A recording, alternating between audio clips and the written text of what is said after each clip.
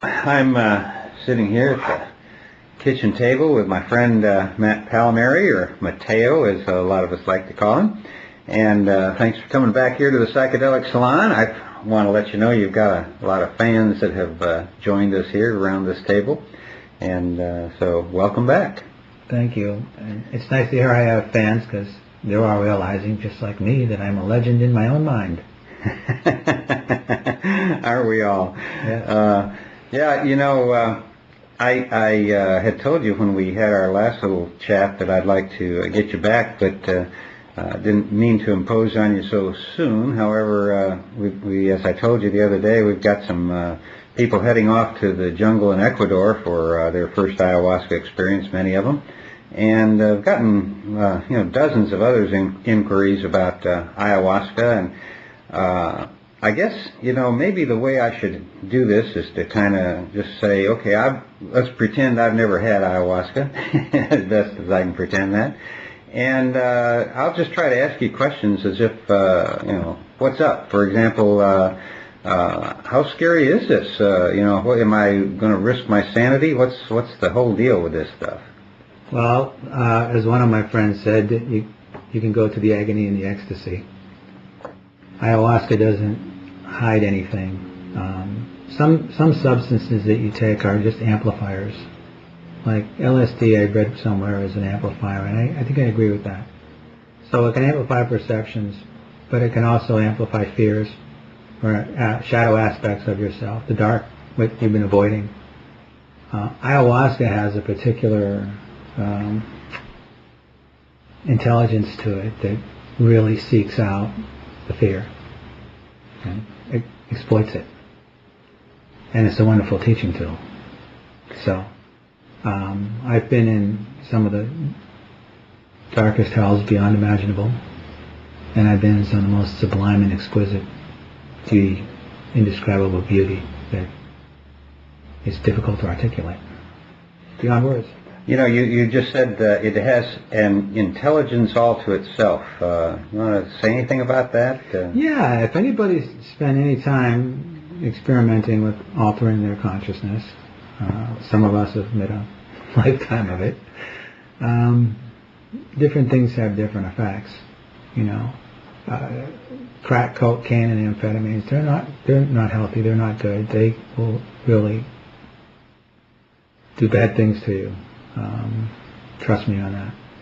But if you're taking psychedelics with conscious intent, you'll find that different things can affect you in different ways.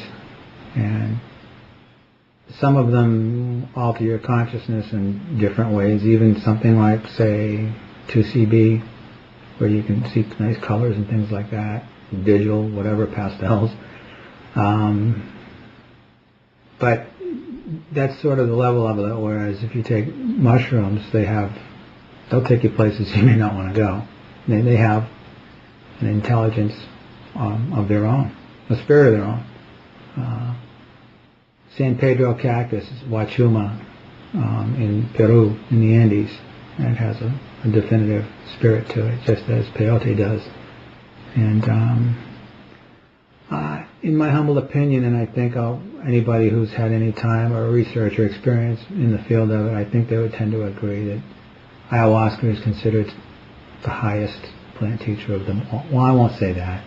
Some of them might be good more, but it's certainly up there, highly respected, and a long prehistoric tradition, which is what appealed to me. One of the strongest appeals it had to me. Yeah, why don't you say something about how old the tradition is, as far as we can determine right now? Well, as I say, it's literally prehistoric. It was used by numerous tribes in South America throughout the Amazon, in hundreds of different ways, thousands of different ways. Each tradition preparing it in its own way. And to think of the thousands of plants, and when you spend time in the jungle, all sites look the same after a while. It really does. To figure out the combination of those two plants.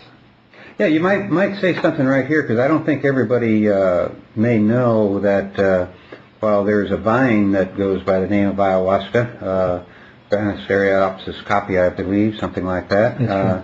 But ayahuasca that is commonly referred to is actually a combination of plants. Yeah. You want to go into that? Sure, I will. And I'll touch on other things I know that interest you.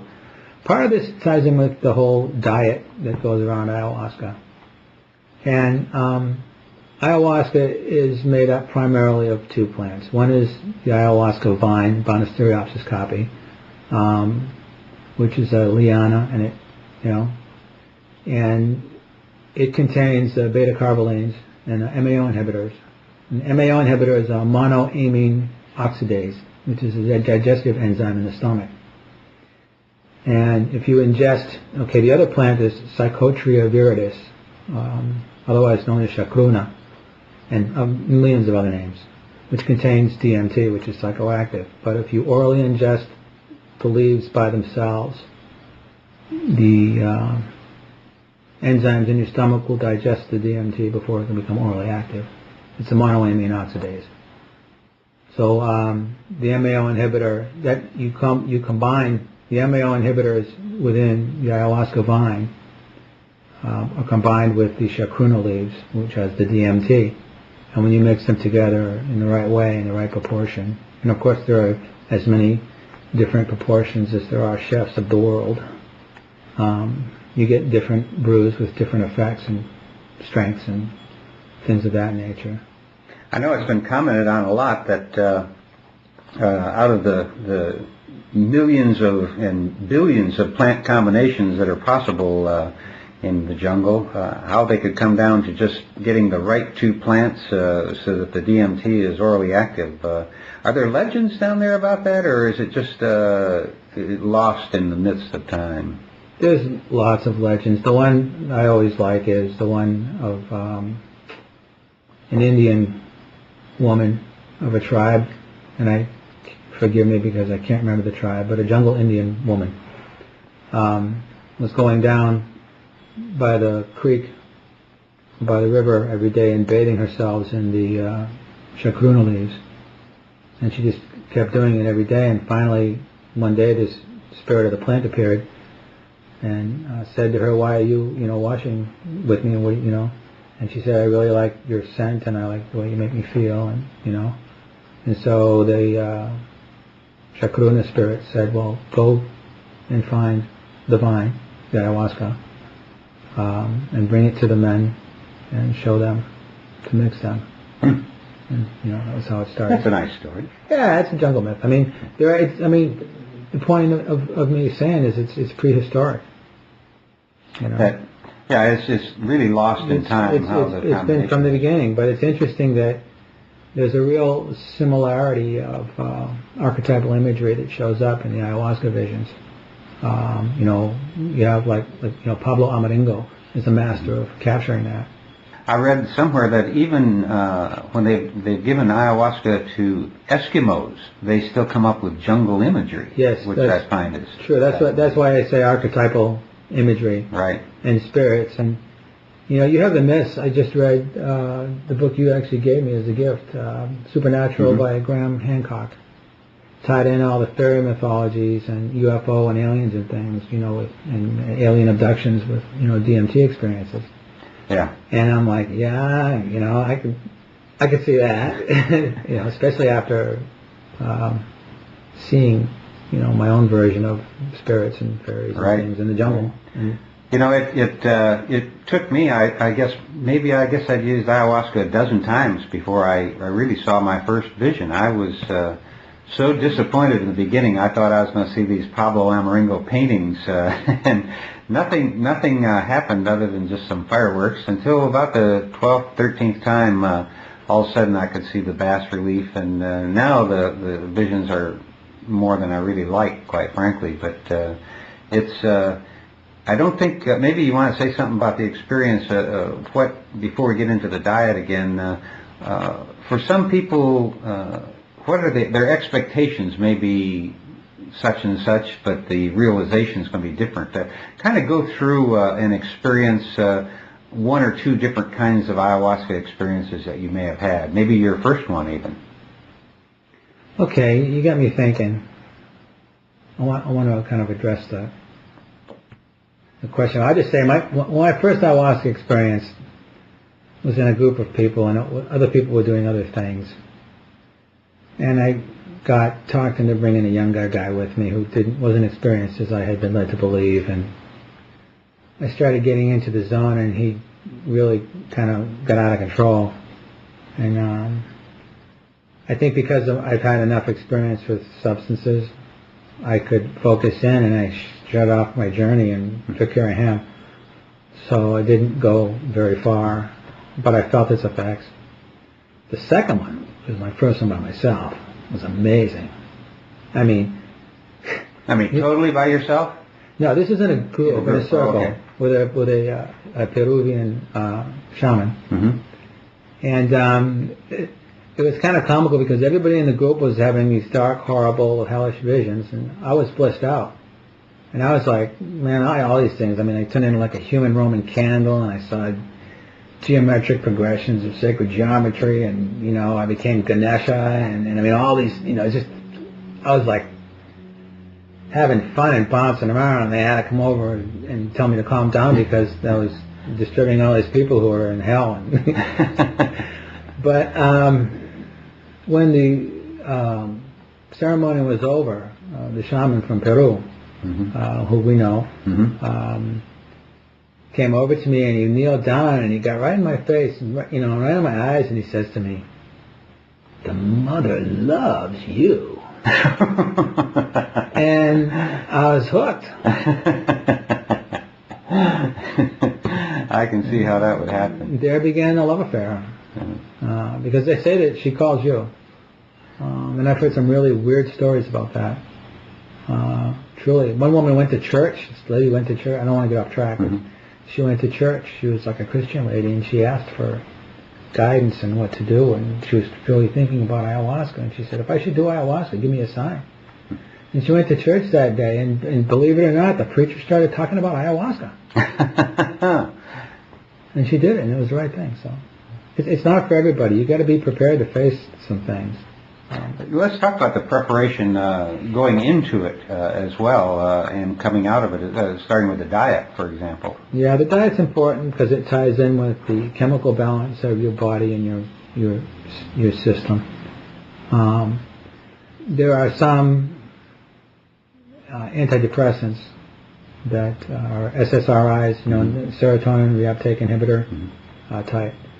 And that you shouldn't be taking. You shouldn't. No, you shouldn't, because they also have an MAO effect. So, for argument's sake, you could take what we might consider to be a quarter of a dose of ayahuasca for somebody else could turn out to be taking 8 doses for yourself because your brain and your physiological chemistry is off. So the reason of the diet is to put you into a physiochemical sort of state in your body to have a maximum effect, because one of the things that ayahuasca does is it releases lots of serotonin. People who, I've had some intense visions where I'm twitching or flopping around or turning into a hummingbird. I was going to say, or a bumblebee or a hummingbird. Yeah, right, where I'm really, my whole body's moving.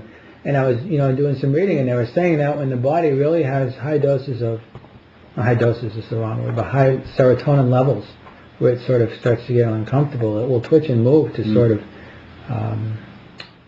deal with the energy, because it's just a nervous system thing, so it's like, so if you think shamanically, you're just dealing with waves of energy. I've seen you buzz. Oh no, I've had amazing condor and hummingbird experiences. Shape-shifting, what would be called shape-shifting. Now the diet itself, in fact, I've got, there's a lot of places you can see the diet. One is in Jim DeCorn's book, Psychedelic Shamanism, which is a really good book, by the way. I've got a letter here, actually it's dated March 12th, 1999, and it was, they were planning for a ayahuasca session, and she has a list of things, of course, amphetamines and other drugs, over-the-counter cold preparations, but essentially alcohol, dairy products, pickled things, soy, yeast products are pretty well prohibited, right? Yeah, those are all those things. Spicy foods, sugar, if I mentioned that. alcohol tomatoes because it's like acid. I'm sitting here at the kitchen table with my friend Matt Pallamary, or Mateo, as a lot of us like to call him. And thanks for coming back here to the Psychedelic Salon. I want to let you know you've got a lot of fans that have joined us here around this table. And so welcome back. Thank you. And it's nice to hear I have fans, because they're all realizing, just like me, that I'm a legend in my own mind. He seeks out the fear and exploits it. And it's a wonderful teaching tool. So, I've been in some of the darkest hells beyond imaginable, and I've been in some of the most sublime and exquisite beauty, indescribable beauty that is difficult to articulate beyond words. You know, you just said it has an intelligence. I guess, maybe the way I should do this is to kind of just say, okay, let's pretend I've never had ayahuasca, as best as I can pretend that. And I'll just try to ask you questions as if, what's up? For example, how scary is this? What, am I going to risk my sanity? What's the whole deal with this stuff? Well, as one of my friends said, you can go to the agony and the ecstasy. Ayahuasca doesn't hide anything. Some substances that you take are just amplifiers. Like LSD, I read somewhere, is an amplifier, and I think I agree with that. So it can amplify perceptions, but it can also amplify fears or shadow aspects of yourself, the dark, what you've been avoiding. Ayahuasca has a particular intelligence to it that really... Aren't we all? Yeah. I had told you when we had our last little chat that I'd like to get you back, but didn't mean to impose on you so soon. However, we, as I told you the other day, we've got some people heading off to the jungle in Ecuador for their first ayahuasca experience, many of them. And I've gotten, dozens of others inquiries about ayahuasca, and